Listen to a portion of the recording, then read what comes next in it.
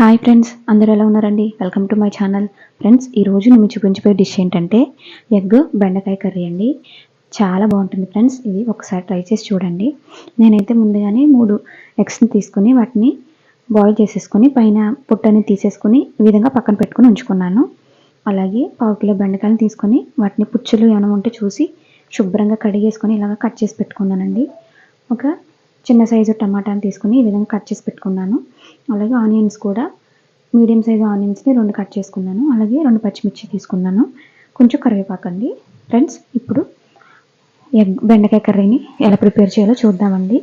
Friends, ముందుగానే మనం గుడ్లని already boil చేసుకున్నాం కదా, వీటికి కొంచెం ఇలా ఘాట్లు పెట్టుకుంటే మనకి కర్రీ ప్రిపేర్ చేసుకునేటప్పుడు మనకి ఉప్పు కారం అన్నీ లోపల ఎగ్లోకి వెళ్ళి రుచి బాగుంటుందండి. ఇప్పుడు ఈ విధంగా పక్కన పెట్టేసుకున్నాం కదండి. ఇప్పుడు మనం కర్రీ అనేది ఎలా ప్రిపేర్ చేసుకోవాలో చూద్దాం ఫ్రెండ్స్. కర్రీని ప్రిపేర్ చేసుకోవడానికి ముందుగానే ఒక కడాయి పెట్టేసుకుని అందులోకి 1 స్పూన్ వరకు ఆయిల్ వేసుకోవాలి. ఫ్రెండ్స్, చూడండి, ఆయిల్ వేడిన తర్వాత ఇందులోకి చిటికెడు పసుపు వేసుకొని మనం ముందుగానే ఇలాగ ఘాట్లు పెట్టుకున్న ఎగ్స్ అనేవి ఇందులోకి వేసుకోవాలి.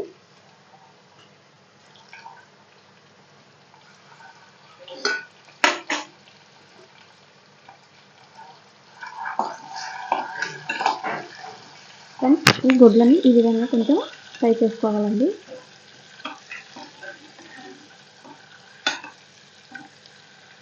మనకి ఇవి కొంచెం కలర్ చేంజ్ అవుతాయి, గోల్డెన్ కలర్లోకి వస్తాయండి.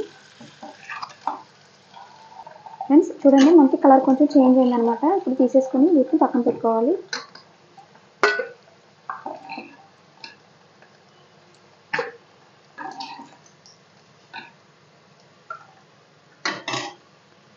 ఫ్రెండ్స్, ఇప్పుడు మనకి దీంట్లోకి కొంచెం కరివేపాకుని వేసుకోవాలి. అలాగే మనం ముందుగా కట్ చేసి పెట్టుకున్న ఈ ఉల్లిపాయ ముక్కలు, పచ్చిమిర్చీలు వేసేసుకోవాలి. ఫ్రెండ్స్, చూడండి, ఇప్పుడు దీంట్లోకి కాస్త సాల్ట్ అనేది యాడ్ చేసుకుంటే మనకి ఉల్లిపాయ తొందరగా మగ్గుతుందండి. ఫ్రెండ్స్, చూడండి, మనకి ఉల్లిపాయ కొంచెం ఇలా మగ్గిన తర్వాత దీంట్లోకి కొద్దిగా అల్లం వెల్లుల్లి పేస్ట్ అనేది వేసుకోవాలి. ఫ్రెండ్స్, ఈ అల్లం వెల్లుల్లి పేస్ట్ కూడా కొంచెం పచ్చివాసన పోయే వరకు ఫ్రై చేసుకోవాలి.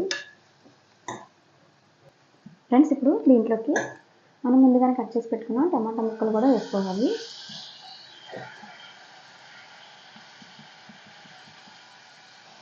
ఇప్పుడు ఈ టమాటా ముక్కలు కూడా కొంచెం మనకి బాగా మగ్గే వరకు మూత వేసుకొని మగ్గించుకోవాలి.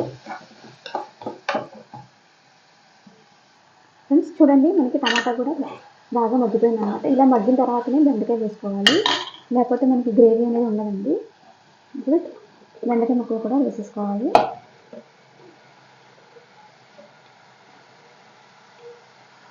ఫ్రెండ్స్, చూడండి, ఒకసారి బాగా కలుపుకొని ఈ బెండకాయని కూడా మనం ఆయిల్లోని ఒక 2 మినిట్స్ మగ్గనివ్వాలి.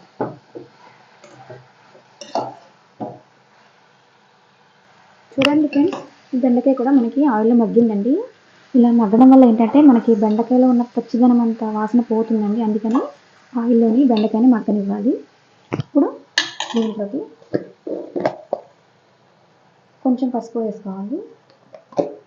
మనకి టేస్ట్కి తగ్గట్టుగా కారం వేసుకోవాలండి. ఒకసారి బాగా మిక్స్ చేసేసుకొని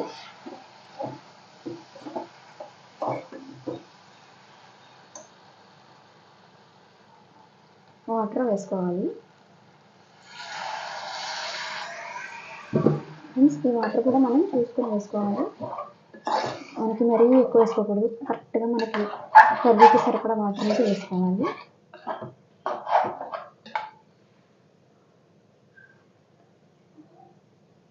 ఫ్రెండ్స్, చూడండి, వాటర్ వేసుకున్న తర్వాత మనకి కూరకి సరిపడా సాల్ట్ అనేది వేసేసుకొని ఒకసారి బాగా కలిపేసుకొని చూసుకొని వేసుకోండి. ఒకసారి వేసేయండి, మళ్ళీ మనం కుక్కర్ విజిల్ పెట్టిన తర్వాత సాల్ట్ వేయడం కుదరదండి.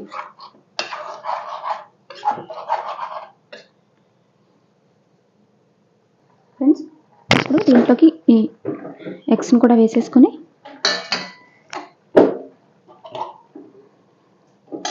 కుక్కర్కి విజిల్ పెట్టేసి రబ్బర్ పెట్టేసి మూత పెట్టేసి విజిల్ కూడా పెట్టేసుకొని ఒక విజిల్ వచ్చే వరకు మనం బెండకాయ కర్రీని ఉడికించుకోవాలండి.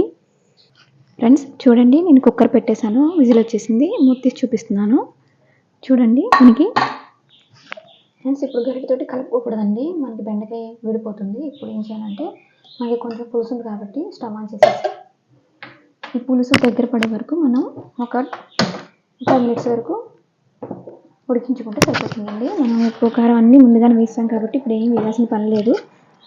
ఇలా దగ్గర పడిన తర్వాత స్టవ్ ఆఫ్ చేసేసుకుని సర్వ్ చేసుకొని తినడమేనండి. బెండకాయ గుడ్డు కర్రీ చాలా బాగుంటుందండి, మీరు తప్పకుండా ట్రై చేయండి ఫ్రెండ్స్.